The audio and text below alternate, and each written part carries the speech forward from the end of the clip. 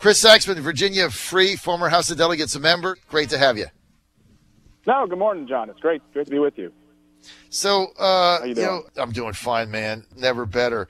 Look, when you want to go to Preakness, I'll take you inside the infield. We used to go there when I was much younger. We used to call it the sickness, just because the size of the party inside the infield is fantastic. I love Pimlico, and, a lot of people when they play hooky, they go to a baseball game, which I like that too. But when I play hooky and you can't find me, Pimlico is open, and that's where I am. I love going there in the spring, and it's a lot of fun. I just like to sneak out and go, right? Nobody can find me, turn my phone off, and have a lot of fun. So you and I have to go. That's my favorite thing about Baltimore that actually opens up in a couple weeks. Now, we've only got 10 minutes, so we got a lot to go over. This whole LeVar Stoney, Justin Fairfax, I mean, you got a bill yesterday that Scott Sorovel puts in. He's a friend of mine, to get people that are here illegally driver's license. That went down. I mean, is that crazy or is it just me? Well, the policy, it's a policy decision. I mean, I'm not going to say it's totally crazy. He's representing his constituents. I was outside the committee room when it was happening, and I'm like, what the heck's going on here? And, these people want driver's licenses. It's a form of identification from the government. They're not here legally. I think as I caution many legislators, be careful what you wish for. You might just get it because, when the governments are lining up their data, they could point to, oh, here's one who's not here legally. So I just would be careful. I'm not. I just throw the alternative, the point of view out too. And I looked at the bill while you were talking to Tommy. I think it does have a provision where the people have to be insured drivers. So there's also that factor. So there's a lot more to it. But anyway. Well, yeah, I mean, you can't drive without auto insurance, right? I mean, that's just the law. Well, you right? can. You just can't get caught. Well, yes. You can drive a an car without a motorist driver's fund. license. Right. You just don't want to get caught. Of the drivers out there don't have insurance. A lot of my son's friends say, I'm not going to get insurance because I want to pay it. It's like health insurance. We've had that go around. So. Let's get to Medicaid expansion, Chris Saxman. This is an interesting issue. Couple things I just want to frame. I was on the other side of it. I fought it for 3 years. Now I've done a 180. I'm 100% behind it, and I don't want to go into the reasons why. So I've flipped on it. And my thing is, if it's good enough for Mike Pence, it's good enough for me. But here's the thing. A new poll comes out, right? 83% of all Virginians think Medicaid should be expanded. That's a big number, and it was a Republican polling firm. So I tend to think the numbers are real. That's number one. The second thing, we just said, 5 or 6 of the biggest chambers in the country, Chamber of Commerce's, endorse expanding Medicaid. They tend to be, pro-business, lower taxes operations. That's what the chambers do. They're backing it. And, for me, as you know, I was Trump chairman for the state of Virginia 2016. I'd anticipate being that again in 2020. And I look at who this would affect, right? About 400,000 people, working people, can't afford insurance, but make too much money to qualify for Obamacare subsidies or Medicaid. So they're falling through the gap.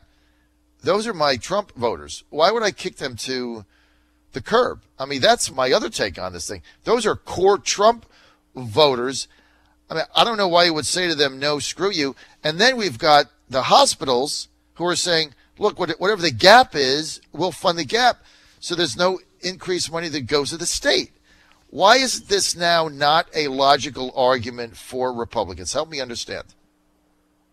Okay, so since you've set up the predicate by being the for position, I'm going to give you what Republican legislators tell me so that your audience has a better understanding of where the opposition comes from, because I think it is instructive. But I think at the end of the session, a deal will be worked out. How it manifests itself, I have no idea. Anyway, legislators on the Republican side who told me they don't have a problem so much with expanding Medicaid as they do the funding gaps that will occur in the budget down the road in future budgets. Meaning, if the projections are off and Medicaid grows every year, we expand Medicaid every year, right? That's not new because the program grows on its own. If you have a $250, $300 million funding gap, that's going to come out of K-12. No one wants to go home and tell their teachers that they have to cut education to pay for Medicaid. So you're setting up some, opponents of each other. You don't want to divide, have the healthcare folks and the working poor against teachers who are trying to get funding as well. So that's a lot of it fiscally. Some people are ideologically opposed to it on the grounds of expanding Medicaid or entitlements writ large, but that policy has sort of been decided at the federal level, and it wasn't repealed. So it's sort of like, okay, well now what? And I think that's where we are. So the VHHA, the Virginia Health and Hospital Association, which is made up of all the hospitals in Virginia, both metro and rural, have said, we will fund the gap, whatever the gap is. Now, we're not going to just give you tax money to put in your coffers and build, highways on or fund something else. We'll lockbox it. I know you hate that term, right? Lockbox. Back from the 90s, 2000, right? Al Gore, lockbox. They want a lockbox. It's even funny saying it, isn't it? Lockbox. They want a lockbox. I just remember Al Gore saying, the lockbox. Lockbox. Social Security lockbox. Right. And then, yes, the lockbox. That didn't work out too good for him. But they want to put it in a lockbox, and they're saying, look, we'll go forward with the provider tax, which is a hospital bed tax or something. We'll take that money, and if it just goes to pay the gap between what the federal government puts in for Medicaid expansion and then what actually the costs are, then, we will fund that with this tax, and we're comfortable writing that into legislation as long as there is a lockbox there, and we take other things into account that make it real. So to me, that takes that argument away. Well, yes and no. Here's the problem, though. I mean, this is the dynamic of the healthcare system.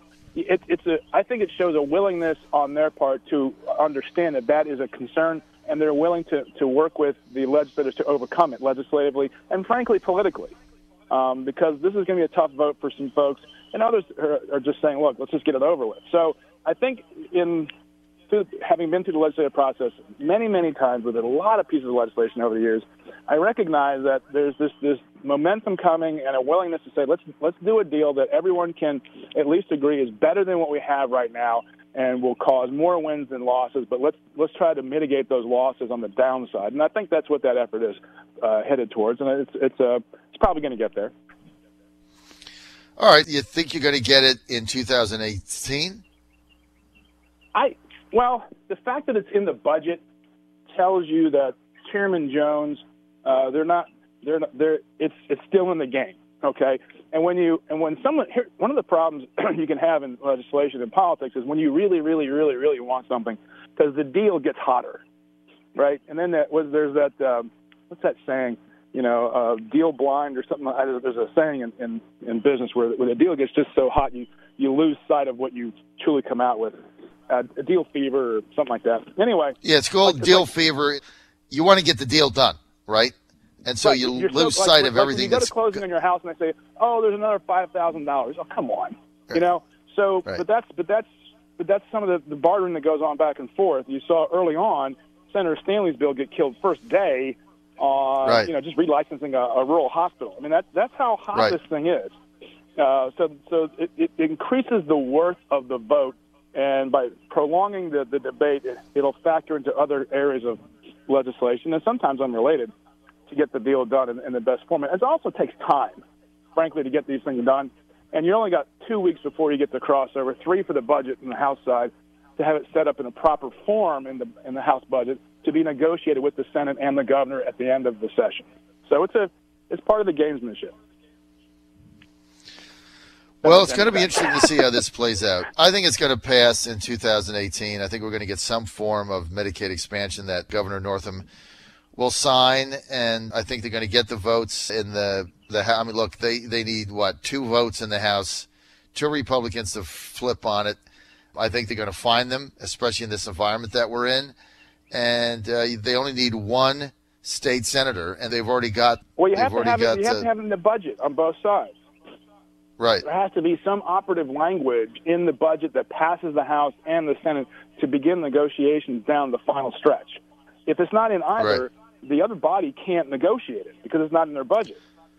So it's got to be in the budget. So they're going, we've never passed anything like this, so you can't just insert it on one side and have us capitulate on that. So it's a very delicate process in that regard. All right, we'll see how it plays out. Always good to have you on, Chris Saxman. We got to get together on a more regular basis. And now that love to do it. Pimlico is opening in a few weeks, right? That's going to be our afternoon hangout once in a while. Chris Saxman, thanks for being with us. See you, buddy.